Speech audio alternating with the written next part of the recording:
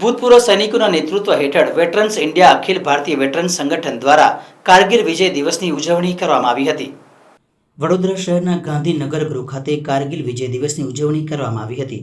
આ ઉજવણી પાછળ ભૂતપૂર્વ સૈનિકોના નેતૃત્વ હેઠળ veterans India Akhil Bharatiya veterans સંગઠન દ્વારા દર વર્ષની જેમ આ વર્ષે પણ ઉજવણી કરવામાં આવી હતી।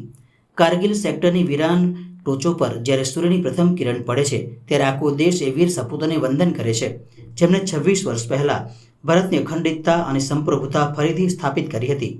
26 જુલાઈનો દિવસ ભારતના ઇતિહાસમાં કારગિલ વિજય દિવસ તરીકે સુવર્ણ અક્ષરે અંકિત છે, જે ભારતીય સેનાના અપ્રતિમ શૌર્ય અને સર્વોચ્ચ બલિદાનનું પ્રતીક છે। 1999માં કારગિલ યુદ્ધ થયું હતું। ભારતના ઇતિહાસમાં સૌથી મુશ્કેલ સંઘર્ષોમાંથી તે એક હતું। દુશ્મનોએ બરફથી ઢંકાયેલા પહાડો અને વિકટ ભૌગોલિક પરિસ્થિતિઓનો લાભ લઈને દ્રાસ સેક્ટર સહિતના અગત્યના પોઈન્ટ પર ગેરકાયદેસર રીતે કબજો જમાવી દીધો હતો।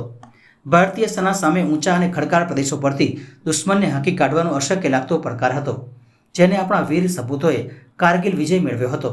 જેના ભાગરૂપે આજે નિવૃત્ત ભૂતપૂર્વ સૈનિક દ્વારા રેલીનું આયોજન કરવામાં આવ્યું હતું। આ કાર્યક્રમમાં ભૂતપૂર્વ નિવૃત્ત સૈનિકો અને western India Akhil Bharatiya veteran સંગઠન દ્વારા કારગિલ વિજય દિવસની ઉજવણી કરવામાં આવી હતી। આ કાર્યક્રમમાં મ્યુનિસિપલ કમિશનર સહિત ઉચ્ચ અધિકારીઓ હાજર રહ્યા હતા। આજે કારગિલ વિજય દિવસની ઉજવણીમાં અમે અહીંયા સૌભાગ્ય મળ્યું છે કે વડોદરા ખાતે જે આપણે આર્મી વેટરન્સ અને એરફોર્સ વેટરન્સ અને નેવી વેટરન્સ અહીંયા વિજય કારગિલ દિવસની ઉજવણીમાં અહીંયા કરી રહ્યા છે। એમાં ફ્લેગ ઓફ કરવાનું મને મોકો મળ્યો અને ઇન્વિટેશન મળ્યું।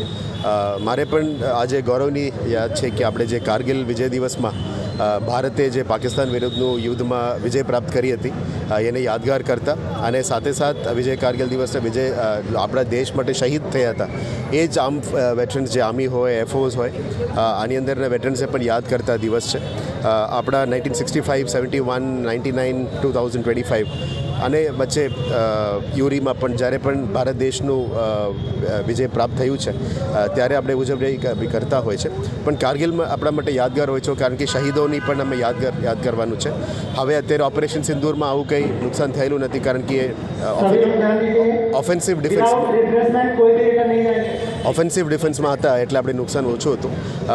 આશા રાખીએ કે આવનારા દિવસોમાં પણ દર વર્ષે આ વિજય કારગિલ દિવસને અમે યાદગાર બનાવીએ। એ જ હું વેટરન્સને રિક્વેસ્ટ કર્યો હતો કે આવનારા વર્ષોથી અમે આ કાર્યક્રમને મોટું બનાવીએ, જે તે કરીને એક દેશભક્તિનો માહોલ તો હોય છે પણ દેશભક્તિનો માહોલ અમે વિજય કારગિલ દિવસ અને ઓપરેશન સિંદૂરના દિવસ ફરી યાદ કરવું જોઈએ। 71 વોર હોય, 65 વોર હોય, ભારત દેશ મુંહતોડ જવાબ આપતા હોય છે અને આપણા આગળ તો બાકી દેશોને અત્યારે અમે આખા દુનિયામાં ત્રીજી મોટું પાવરફુલ ડિફેન્સ ફોર્સ બની ગયા છે, એને યાદ કરવું જોઈએ। ને આપણે સૌથી પહેલાં આપણે સોલ્જર્સની સુરક્ષા આપવા માટે એમની સારા ઇક્વિપમેન્ટ, સેફ્ટી ઇક્વિપમેન્ટ બધું આપવા માટે જે પ્રયત્ન છે આપણે વેટરન્સથી પણ સજેશન્સ લઈને કરવું જોઈએ। અને ખુશીની માહોલ છે આ વરસાદની વચ્ચે પણ આપણે આટલા બધા કેડેટ્સ અને વેટરન્સ આવ્યા અને આને આજના દિવસને યાદગાર બનાવ્યું, એ બદલ બરોડાના આર્મ ફોર્સ વેટરન્સ ક્લબને અને આપણે જે સોલ્જર્સને પણ આજે જે હાજર છે તમામ હાજર સોલ્જર્સ અને એનસીસીના કેડેટ્સ, એસપીસીના કેડેટ્સ અને સિવિલિયન્સને પણ હું આભાર માનું છું। જય હિન્દ, જય ભારત। હું ભાવિશા પરમાર, મહિલા પ્રમુખ વેટરન્સ ઇન્ડિયા વડોદરા શહેર। હું આજ રોજ જે કારગિલ વિજય યાત્રાનો જે કાર્યક્રમ રાખ્યો હતો અને આ કાર્યક્રમમાં માનનીય આપણા વીએમસીના કમિશનર શ્રી સાથે સાથે અન્ય અનુભવો આજે હાજરી આપી છે અને મારા વડોદરા શહેરની સંસ્કારી પબ્લિકના લોકો આજે જે રીતે જોડાયા તે માટે હું ખૂબ એમની આભારી છું। અને આજે જ્યારે 1999માં કારગિલ યુદ્ધ થયું હતું અને જે કારગિલ યુદ્ધમાં આપણે વિજય પામ્યા હતા અને આપણા શહીદોને ગુમાવ્યા હતા, એ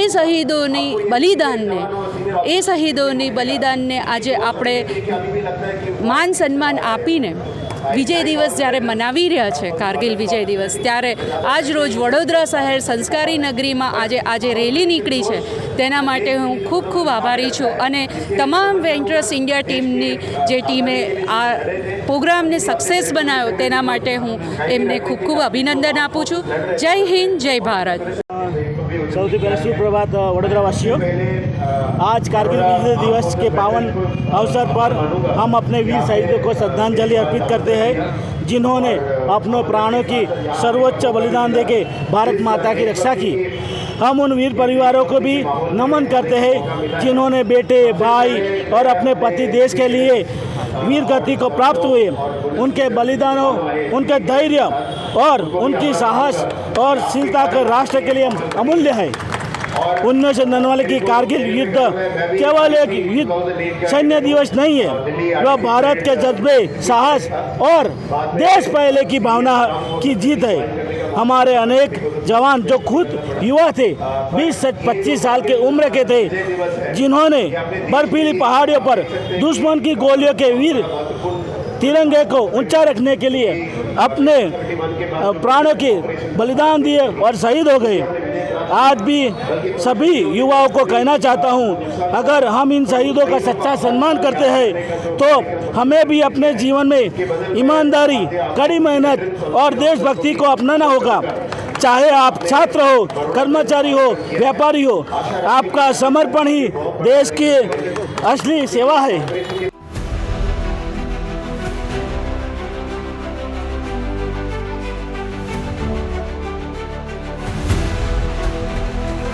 हर समस्या की हेडलाइन न्यूज, बिंदास बेधड़क